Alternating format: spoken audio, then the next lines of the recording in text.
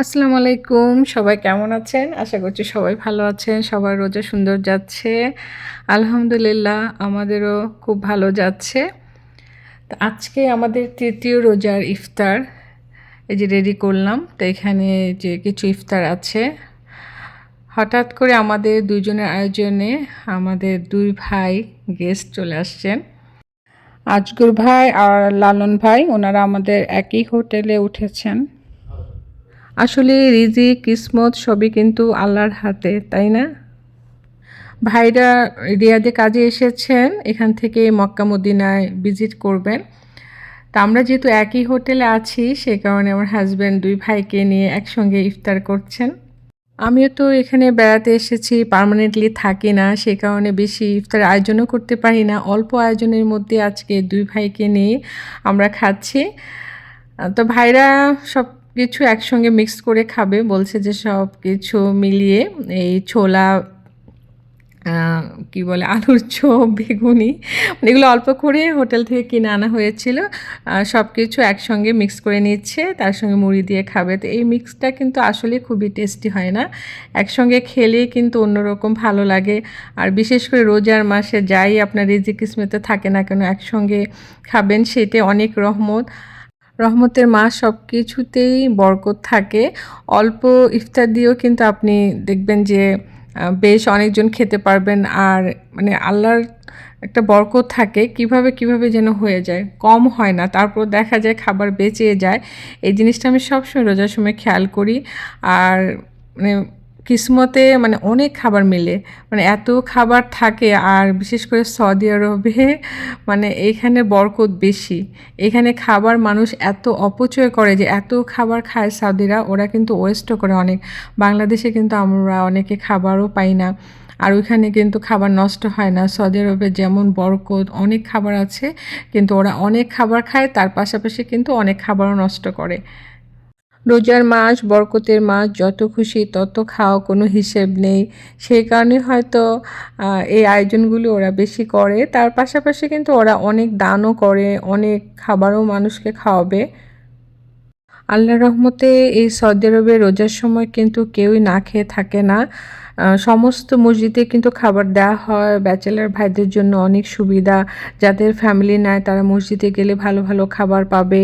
খুব সুন্দর পরিবেশে সুন্দর করে খাবার দেওয়া হয়। তো অনেকে যায় ওখান থেকে খাবার পায়। অনেকে কাজে পড়ে, ইফতার বানানোর সময় থাকে না, সেক্ষেত্রে মসজিদে গেলে সুন্দর একটা ইফতার করতে পারে। আসলে আমাদের রিজিক কিসমত কার কখন কোথায় যে আছে কেউ আমরা বলতে পারি না।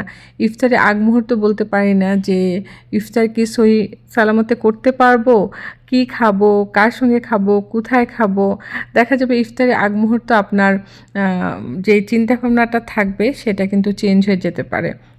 যে আপনি নিজেও মানে জানেন না যে কতটুকু আপনার কিসমতে কী আছে। তো এদিকে আমি ইফতার সাজিয়ে নিয়ে আসছি, ভাইরা ওদিকে খাচ্ছে। তো এই যে ক্রিম আছে, ফ্রেশ ক্রিম, আলমারার ক্রিম, এই ফ্রেশ ক্রিমটা দিয়ে খেজুর খেয়ে দেখবেন অনেক ভালো লাগে। আমাদের অনেক পছন্দ, আমার হাজব্যান্ড প্রতিদিনই খেজুর দিয়ে ক্রিম খাবে। বিশেষ করে সৌদি আরবে যে আলমারের ফ্রেশ ক্রিমটা অনেক টেস্টি। যারা রিয়াদে থাকেন অবশ্যই একবার টেস্ট করে খেয়ে দেখবেন, আশা করি আপনাদের কাছে ভালো লাগবে। আর যারা বাংলাদেশে আছেন এ ধরনের এরকম ক্রিম থাকলে আপনারা খেজুর দিয়ে খেয়ে টেস্ট করে দেখতে পারেন। আর যদি সৌদি আরবে বেড়াতে আসেন এই ক্রিম দিয়ে অবশ্যই টেস্ট করবেন। তারপর এই সমোচা দিয়েও আমি খাই, আমার কাছে ভালোই লাগে। আর ফ্রুট চাট বানিয়েছি আমি। প্রতিদিনই একটা ফ্রুট চাট রাখার চেষ্টা করি, আর তার সঙ্গে অন্যান্য ফ্রুটস থাকলে ভালো। আর সমোচাটা কেনা কিন্তু খুবই টেস্টি সমোচা, মানে আরাবিয়ান রেস্টুরেন্ট থেকে নিয়ে আসি। নর্মাল বাঙালি রেস্টুরেন্ট থেকে আমরা সমোচা আনি না। আপনারা আরাবিয়ান রেস্টুরেন্ট থেকে সমোচা খেয়ে দেখবেন। আর এই জিলাপি হলো বাংলাদেশি দোকান অলিম্পিয়া, এটা হারাতে দোকানটা। অলিম্পিয়া রেস্টুরেন্ট থেকে আমরা প্রতি বছরই রোজার সময় এই জিলাপিটা খেতাম যখন সৌদি আরবে ছিলাম। সেখান থেকে আমাদের অনেক ভালো লাগে। আর এখন যখন সৌদি আরবে বেড়াতে আসি তখনও এই জিলাপিটা আনি, অন্য দোকান থেকে আর আনা হয় না। আর এদিকে হলো চেরি, এই চেরিটা নিয়ে আসছে, খুবই টেস্টি চেরিটা। চেরির কিলো শুনে তো আমি অবাক হয়ে গেছি, 80 রিয়াল কিলো। এখন হয়তো সিজন না, এক সময় 1 কিলো এই চেরি ফল পাওয়া যেত 10-15 রিয়ালে, তো এবার নিয়ে আসছে 80 রিয়াল কিলো। মানে এটা শুনে আমার একটু অবাক লেগেছে যে সব কিছুরই দাম এত বেড়ে গেছে, কী আর বলবো, সব দেশেই সব কিছু এক্সপেন্সিভ হয়ে গেছে। আর সিজন ছাড়া কিন্তু সব কিছু অনেক দাম। আর এই যে মিক্সড ফ্রুটস, এই মিক্সড ফ্রুটসটা আপনারা খাবেন, যে কোনো ফ্রুটসই মিক্সড করে আপনারা আপনাদের পছন্দ মতো প্রতিদিন রোজার সময় খাওয়ার চেষ্টা করবেন।